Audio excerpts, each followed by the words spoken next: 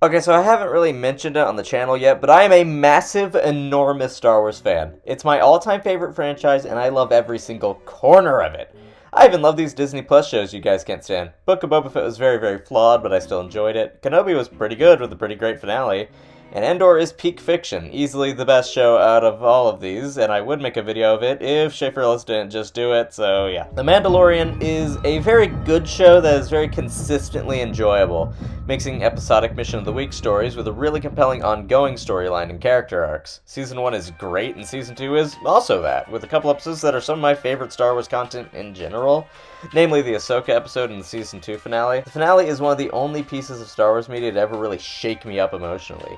Din and Grogu's dynamic so investing in seeing them separate, maybe permanently, was really sad but satisfying. What an amazing ending. And then they reunite in the Boba Fett spinoff. Yeah, I mean, look, I like the Book of Boba Fett and all, but the last 3 episodes, while really, really good, are definitely in the wrong show. I feel like this show needed to be edited into like a Mando movie or something, because it's really weird to have plot, like, important Mando moments in the Boba Fett show.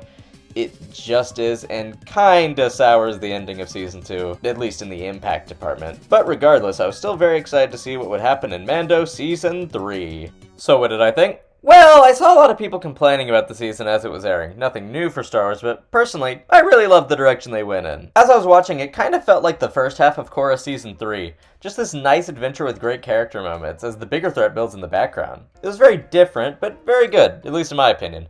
So let's go episode by episode and discuss the whole dang season. Episode 1 was a very enjoyable return to the series. Reminded me of the best episode of The Less Good Show. More of a vibe. I was really invested in the struggle to revive IG-11. Had a lot of fun character interaction too. I like that Grief Karga is like in this season a lot after he was kind of sidelined last time. That was nice. Episode 2 then came out swinging and it was great. I was initially disappointed that we didn't get to take IG with us to Mandalore. Instead, it was this annoying little coward droid, but it grew on me as the season went on. The episode was tense, and it was really cool to see Mandalore finally after being talked about so much. It was so visually cool. That horrific droid monster at the end was a great boss fight too, and that Mythosaur reveal was spoiled for me, but still, it was very cool. Now, episode 3 was one I saw with like complete opposite reactions. Most folks either loved it or hated it, and I'm a bit in the middle. I think it's odd to completely separate from the protagonist for a whole episode, aside from the opening and ending. But I do really like the Dr. Pershing story, and I was really on the edge of my seat with that last scene especially. It's so eerily done. Reminded me of Andor, which is beyond a compliment. Episode 4 is kinda whatever, outside of Bo-Katan and Grogu development. Side note, Bo-Katan is now one of my absolute favorite Mando characters thanks to the season. I know she's from Clone Wars, but I haven't watched it all yet, so shush. Her development is really interesting, and I love her dynamic with Din. Do I kind of ship them? Yes, absolutely. The Grogu flashback was excellent. Finally got us some answers. Ahmed Best playing the Jedi who saved him was so cool, like talk about a redemption arc. I mean, this is the guy who played Jar Jar Binks, and he came back to play the man who rescued the most popular modern Star Wars character. I applaud thee. The action sequence near the end was cool too, but yeah, overall probably the second weakest episode of the season. Episode 5 was very exciting and well directed thanks to Mr. Spider-Verse. The action of the season probably peaked here. It felt so exhilarating. Din really got to show off his new ship, the pirate villain was really fun, and that cliffhanger and the scenes that tied into the slowly building threat set up in episode 3 were really great. This was the point where the season really hooked me, and I was so excited to see what would happen next in episode 6. Episode 6 did not follow up the main plot. But in spite of this, I'm gonna be real, it's probably the most fun of any episode this season. Not the best at all, but wow, it was enjoyable. Like, we did it, guys! We got something kind of close to a murder mystery in Star Wars. It's something I've wanted for so long, and like, to see it kind of realized was pretty cool. The cameos here were fine, by the way. Jack Black killed it, of course. Christopher Lloyd was fun, because Over the Garden Wall brain, and Lizzo wasn't great, but I don't think she's as bad as people said she was. At least her character wasn't annoying, like it probably would have been if someone like Aquafina played this character. Not a great actress, but she was likable enough. Also, I like droids, and this was a droid-heavy episode. Seeing battle droids is always a win in my book. I love them so much for some reason. And even if episode 6 wasn't very plot-heavy, episode 7 more than made up for it. It's where things started to get insanely good. Much like Korra Season 3, the background threats suddenly began showing themselves, with Moff Gideon's return and the rise of a First Order of sorts. Hux's dad appeared, and we even got hints of something called Project Necromancer. people are going to complain, but honestly, anything that can slightly enhance that film is welcome in my book.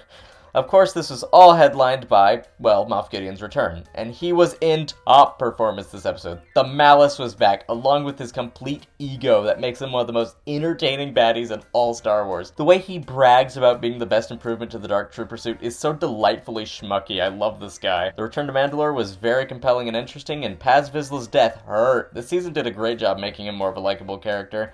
And to see him taken out so brutally was really sad. It was cool seeing the Praetorian Guards again, too. I like the usage of IG-11, and Mando pledging his allegiance to Bo-Katan was really satisfying after seeing them bond so much this season. And of course, a great cliffhanger. The season had peaked. Surely there was no way they could make the finale better than this. They did not make the finale better than this. Yeah, the finale is easily the weakest part of the season, for one reason. Like, episode 3, 5, and 7 are great at building up to this mega climax, and it just doesn't really pay off. It feels very rushed, and is not a satisfying continuation of the stellar episode 7. It's kinda short, the action is weirdly staged, the plot beats don't have enough time to sink in, like, oh cool, we finally know what Gideon's been planning, but we don't really have time to think about that because now they're fighting.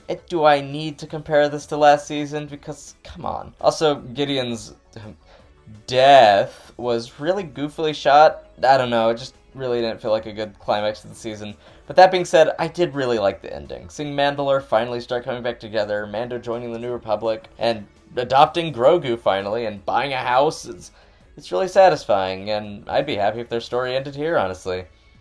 Well, I would if the finale was like 10 minutes longer and better directed and better shot, and anyway, yeah, finale's like a 6 out of 10, but the season as a whole, I'm feeling a big ol' 8 out of 10. Probably leaning more towards like a 7.5, but decimal numbers are tacky, so there.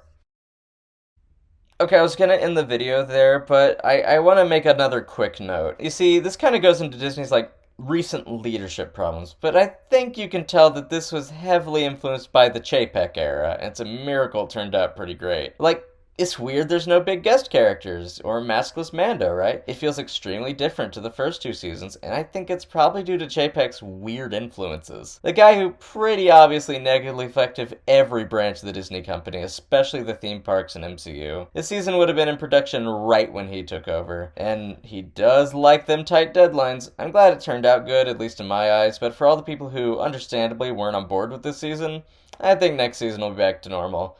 You know, it's easier to review the show that really does speak for itself.